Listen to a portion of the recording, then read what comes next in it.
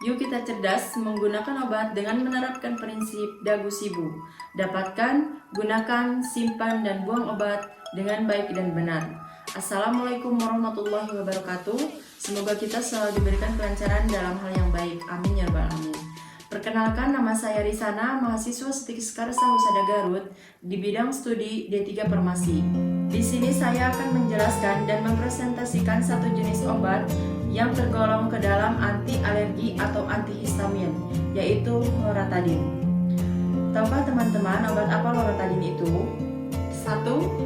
Yang pertama, untuk indikasi, loratadin adalah obat untuk meredakan gejala alergi seperti bersin, hidung meler, mata berair, ruang kulit yang terasa gatal atau biduran. Pada orang yang alergi, paparan zat pemicu alergen akan meningkatkan produksi dan kerja histamin sehingga muncul keluhan dan gejala alergi. Yang kedua, untuk mekanisme kerjanya yaitu loratadin adalah obat antihistamin generasi kedua. Obat ini bekerja dengan cara menghambat kerja histamin saat seseorang terpapar alergen. Dengan begitu gejala dan keluhan akibat reaksi alergi ini bisa mereda. Namun, perlu diingat bahwa obat ini tidak menyembuhkan alergi. Yang ketiga, untuk zat aktif loratadin yaitu termasuk ke dalam obat golongan resep atau obat keras atau red label. Kategori penggolongannya yaitu antihistamin. Manfaatnya yaitu meredakan gejala alergi. Bentuk obat ada tablet, kaplet, dan sirup. Yang keempat, dosis dan aturan pakai loratadin. Dosis loratadin akan ditentukan oleh dokter sesuai dengan usia, kondisi, dan respon pasien terhadap pengobatan. Secara umum, berikut adalah rincian dosis loratadin untuk mengatasi alergi. Untuk dewasa dan anak usia lebih dari 12 tahun yaitu 10 mg 1 kali sehari atau 5 mg diminum 2 kali sehari. Anak usia 2-12 tahun dengan berat badan lebih dari 30 kg yaitu 10 mg diminum 1 kali sehari. Anak usia 2-12 tahun dengan berat badan 30 kg 5 mg diminum 1 kali sehari. Cara mengkonsumsi loratadin dengan baik dan benar. Gunakan loratadin sesuai dengan anjuran dokter dan baca keterangan pada kemasan obat. Jangan menambahkan atau mengurangi dosis tanpa anjuran dokter. Loratadin merupakan obat alergi yang biasanya hanya digunakan dalam jangka pendek. Loratadin bisa dikonsumsi sebelum atau sesudah makan. Sebisa mungkin loratadin dikonsumsi pada waktu yang sama setiap harinya. Loratadin dalam bentuk tablet atau kaplet sebaiknya ditelan dengan bantuan air. Jangan menggigit atau mengunyah loratadin bentuk tablet atau kaplet, telan obat dengan utuh. Untuk loratadin dalam bentuk sirup, Anda perlu mengocok botol kemasan terlebih dahulu. Gunakan sendok takar atau alat ukur yang tersedia dalam kemasan agar dosisnya tepat.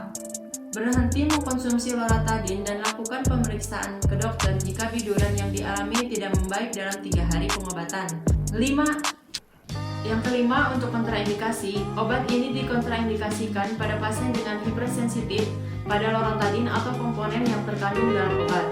Peringatan sebelum mengkonsumsi loratadin yaitu loratadin perlu digunakan sesuai dengan petunjuk dokter. Perhatikan beberapa hal berikut sebelum mengkonsumsi loratadin. Yang pertama, jangan mengkonsumsi obat ini jika Anda alergi terhadap loratadin atau desloratadin. Beritahu dokter riwayat alergi yang Anda miliki. Beritahu dokter jika Anda menderita gagal hati, gagal ginjal, epilepsi, atau porfiria. Beritahu dokter jika Anda sedang hamil, menyusui, atau merencanakan kehamilan. Beritahu dokter jika Anda sedang menggunakan obat-obatan lain termasuk suplemen atau produk herbal. Beritahu dokter jika Anda berencana untuk melakukan tes alergi selama menjalani pengobatan dengan loratadin karena obat ini dapat mempengaruhi hasil tes tersebut. Jangan mengkonsumsi minuman beralkohol saat mengkonsumsi loratadin karena bisa meningkatkan risiko terjadinya efek samping. Jangan melakukan aktivitas yang memerlukan kewaspadaan termasuk mengemudi kendaraan setelah mengkonsumsi loratadin karena pada beberapa orang obat ini bisa menyebabkan kantuk.